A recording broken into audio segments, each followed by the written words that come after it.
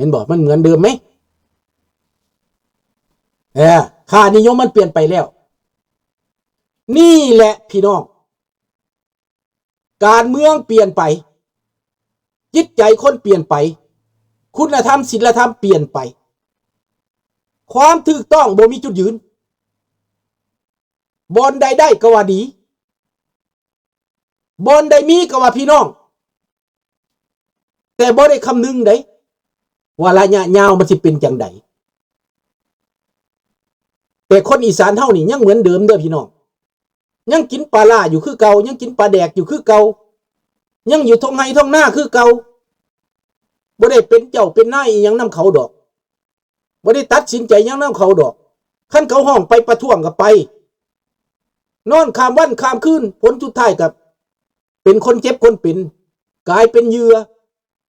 คนอีสานเฮานี่แหละความจริงนั่นคนคว้าเบิ่งเด้อขันย่ามต่อสู้ทางการเมืองก็เอาแท้เอาว่าเขามาห้องไปขึ้นรถบัสไปโลดว่าสิได้ประชาธิปไตยชุดท้ายแล้วบ่ได้ประชาธิปไตยได้ประชาธิปไตย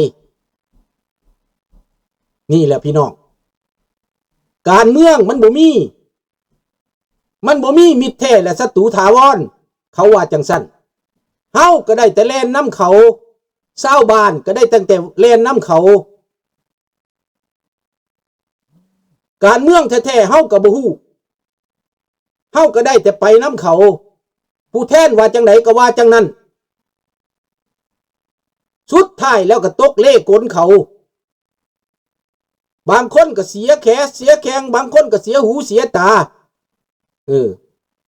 บางคนก็เสียให้เสียหน้าคิดว่าการเมืองมันจะเป็นแบบนั้นแต่มันบ่แม่นประชาธิปไตยอีหลีแหละบางคนก็ว่าประชาธิปไตยนี่เว้าไปเว้ามาแล้วก็คนอีสานเฮานี่เป็นเหยื่อเห็นบ่ล่ะมันบ่แม่นของแท้มันบ่คือในต่างประเทศ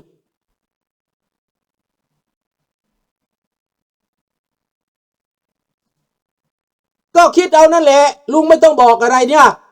ถ้าลืมตัวเก่าถ้าไม่ได้เบิ่งเก่านะไม่ได้ทบทวนคืนว่ามันมาจากไหนเส้นสายอะไรเหตุผลอะไรมันจะเป็นอย่างนี้เมื่อไรจะได้ประชาธิปไตย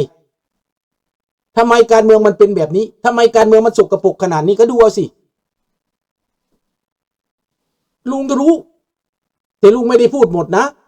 พูดให้คิดพี่เลยพูดเจรณาทั้งคนลาวคนไทยนั่นแหละคนลาวก็เปลี่ยนแบบนี้รัฐพวกลาวแดงมันบอกว่านกร้องว่าดีธนีร้องว่าม่วนภาษาลาวก็ว่านกห้องว่าดีธนีห้องว่าม่วนไม่ได้เป็นจุดยืนไม่ได้เป็นตัวเองไม่ได้มีความคิดพื้นฐานจากตัวเองเลยพลิกเปลี่ยนอยู่อย่างนี้อุดมการณ์ไม่มี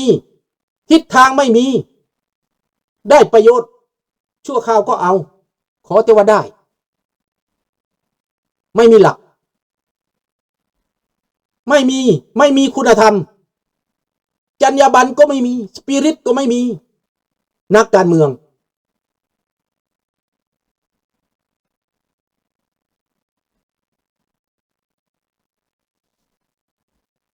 ก็ค่านิยมของเขามีเงินนักการเมืองไปตามค่านิยมน้องธนาพรไปตามอำนาจเงินถ้าไม่มีเงินหัวทบมือนี่นะหากอายุ18 20 ปี30 ปีได้มาเป็นหัวหน้าการเมืองพ่อแม่มีเงินเฮียนั่นมีเงินเฮียนั่นมีเงินเฮียนี่มีเงินเฮียนั่นมีบทบาทไต่เต้ากันขึ้นมาเห็นบ่มันบ่แม่นว่าประชาธิปไตยแท้ๆจริงเด้นั่น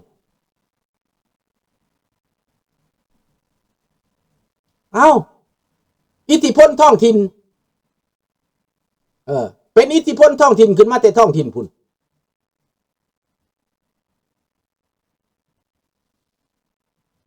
นี่แหละพี่น้อง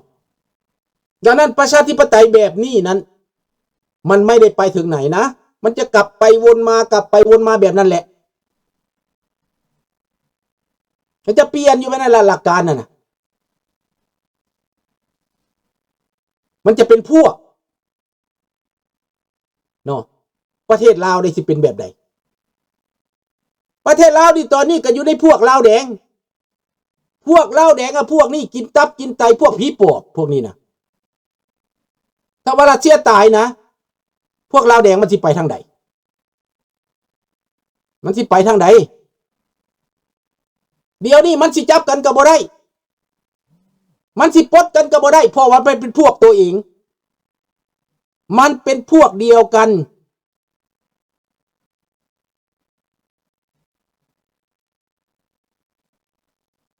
ประยูนบอกว่า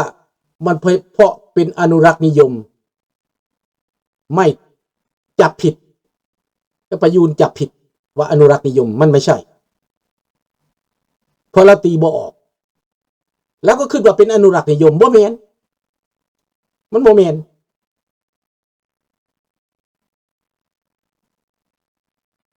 มันเป็นผลประโยชน์พุ่นประโยชน์ทางการเมืองพุ่นมันไปก่อนมันบ่มีหลักการมันไปตามประโยชน์ทางการเมือง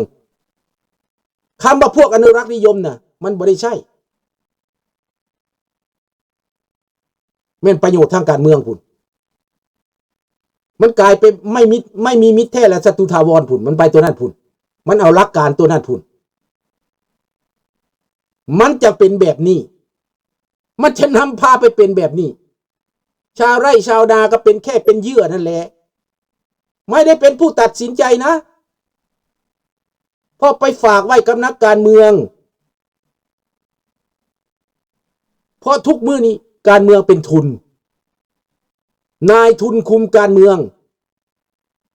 ถ้าทุนสามานเข้าคุมการเมืองแล้วก็หมด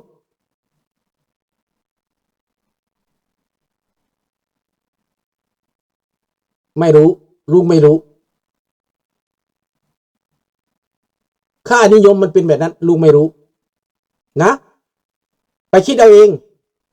ลุงบอกตั้งแต่บอกว่ามันไม่เป็นประชาธิปไตยแบบที่ควรจะเป็นมันเปลี่ยนอยู่อย่างนี้นักการเมืองก็เป็นอยู่อย่างนี้ไปตามพวกเปลี่ยนพรรคเปลี่ยนฝ่ายออกจากนี่เข้านู่นออกจากนู่นเข้านี่เลียไปเลียกันแล้วยามได้กินโอ้ยดียามไม่ได้กินก็เลวก็แบบนั้นแหละเนาะดังนั้นเรากินปลาร้าเราได้เปลี่ยนไหมพวกกินปลาร้านี่เคยได้กินเปลี่ยนไปเปลี่ยนจากอย่างอื่นไหมก็กินปลาร้ากันตลอดไปและเราจะให้คุณค่าของปลาร้านี่มีคุณค่ายังไงพวกกินปลาร้านี่มีเยอะนะพวกลุงนี่แหละพวกกินปลาร้าเนี่ยปฏิรูปตัวเองไหมพวกกินปลาร้านี่นะมีผู้นำไหมมีคนมีความรู้ไหมไม่ต้องเห็นแก่เงินไม่จำเป็นต้องหาเสียงเราหาเองใช่ใช่น้องธนพลใช่เพราะเขาก็กำหนดสิเราตัวแทนชาวนาไม่ได้เป็นไม่ได้มีอำนาจเพราะเราไม่ส่งเสริมกันพุ่นคนตัวแทนเราอยู่ในเมืองพุ่นเป็นพ่อค้าเป็นมหาเศรษฐีแล้วเขาจะมาเป็นตัวแทนเราได้ยังไงเขาจะมาเห็นใจเรายังไงเขาไม่ได้ทุกข์เขาไม่ได้ยากเหมือนเราเขากินข้าวสุกกินข้าวสารเขาไม่ได้เหยียบต้มเขาไม่ได้ตากแดดเขาไม่ได้แข่งฝนแค่ตอนหาเสียงเอาผ้าขาวมามัดเอวแล้วก็ลงไปโฆษณาชวนเชื่อนั่งกินข้าวกับประชาชนแค่นั้นแสดงละครบทบาทแค่นั้นบางคนทำนาไม่เป็นก็เอาผ้าขาวมามัดเอวแล้วก็เหยียบขี้ตมโหดนักการเมืองใหญ่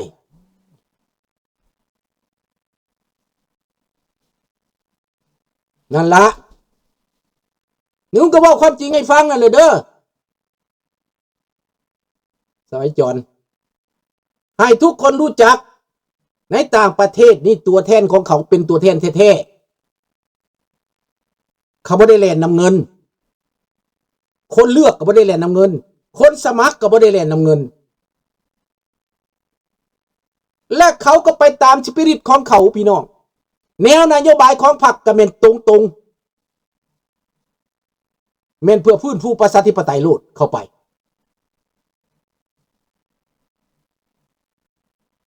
ภาพนอกนะ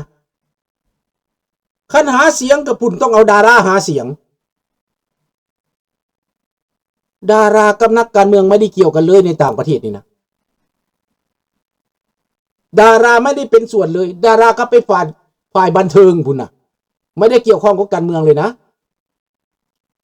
เห็นบ่ล่ะกะยาคู่ก็ไปเบิ่งเอาเลยเนาะเฮาสิไปเหอน้ำดาราบ่เฮาเหอน้ำหลักการพุ่นนะจังแม่นเด้อเอาละดังนั้นเหตุผลที่ลุงว่ารัสเซียล่มสลายลาวตายทั้งฝูงหากตายใบหล่นหมายคำว่าติดตามอีกบ่นานถ้ารัสเซียยุติสงครามปุ๊บมันจะมาคำนวณถึงว่าความเสียหายหลายปานใดประชาชนสิเดินไปทางใดมันจะแตกสลายแบบใดก็เบิ่งเอาเดี๋ยวนี้จีนก็ฮู้แล้วว่ามันสิเป็นแบบนั้นดังนั้นจีนมันหลีกออกแล้วจีนพยายามหลีกออกแล้วจีนพลิกออกจากรัสเซียไปทีละน้อยไปแล้วอันเว้าเรื่องบริกกันนะเศร้าคิดซะซิตี้แบงค์ที่ว่าให้รัสเซียยังเดินต่อไปได้นะ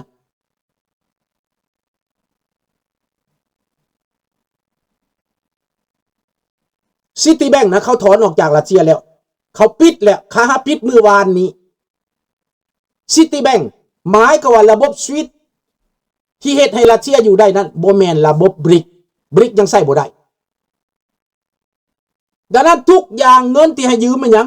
ถอนตัวเบิดแล้วจากรัสเซียเพราะว่าเขาฮู้รัสเซียไปบ่รอดระบบธนาคารแบบโลกใช้เขานี่แบบสวิตนี่นะเหลือซิตี้แบงค์อยู่ในรัสเซียบ่เดียวเดี๋ยวนี้ถอนตัวแล้วออกเบิดแล้วเขาฮู้ว่าหนุนต่อไปก็บ่ไหวแล้วขายค้ำก็บ่ไหวแล้วจะกุ้มได้แต่แก่กี่เดือนทุกสิ่งทุกอย่างขาดเขินเบิดทุกอันทุกแนวข้าวน้ำซ้ำปลาอาหารการกินอาวุธตายแน่ๆฮะมื้อนี้ฝากไว้แค่นี้ให้พี่น้องนำไปคิดพิจารณานำไปศึกษาหินตองความจริงที่มันเกิดขึ้นบ่อยากจบก็ได้จบสงครามนี่รัสเซียจะยืดไป2 ปี 3 ปีเป็นไปบ่ได้อีกแล้วตายแล้วส่วนประเทศลาวยังฝากไว้กับเฉลิมไซยังฝากไว้กับทองลุนยังฝากไว้กับสอนไซอยู่คิดเอาซะพวกเจ้าถ้าอยากออกจากวิกฤตการเมืองถ้าอยากออกจากความแตกแยกก็ให้พวกเจ้าเปลี่ยนสันดานเปลี่ยนนิสัยพวกเจ้าซะฮับฮู้ความจริงซะอย่าบิดเบือนอีกต่อไปสารภาพความจริงซะถ้าบ่สั่นสู้ชิตายดับโคตรตายน้ำสาบานวัดองค์ตื้อดวงวิญญาณบรรพบุรุษพี่น้องประชาชนที่ล่มตายหายจากไปเป็นเวรกรรมเป็นบาปกรรมของพวกสูจะผูกพยาบาทไปฮอดเบิดจุ่มเบิดเจือเบิดลูกเบิดหลานของสูการกระทำนี้สักวันหนึ่งมันจะเป็นแบบนี้แหละเจ็บโคตรแน่นอนแต่ว่าพรนักเป็นเบาซะเด้อหลับความจริงซะพรนักเป็นเบาคนลาวมีคนดีอยู่ในโลกนี้นะมีคนลาวสามารถสามัคคีกันได้บ่ได้แต่ถ้าบ่เปลี่ยนระบบอันนี้ตายทุกข์ตายยากไปนี่แหละจะทรมานไปนี่แหละสุดท้ายก็ขอใกล้สิฮอดปีใหม่แล้วเด้อใกล้สิฮอดคริสต์มาสแล้วอีกบ่พอแต่มือก็เข้าเดือน12แล้วขอให้พระองค์จงเจริญขอให้เจ้าสุริวงศ์สว่างได้มีอำนาจบารมีได้กลับลาวเต่าคืนบ้านเกิดเมืองนอนได้สมดังหวังพี่น้องที่จะไปมื้อนี้วันที่27แล้ววันที่28เริ่มแต่มื้ออื่นไปก็เป็นบุญผู้ใดอยู่ในอเมริกาอย่าลืมไปให้กำลังใจพระองค์ให้กำลังใจ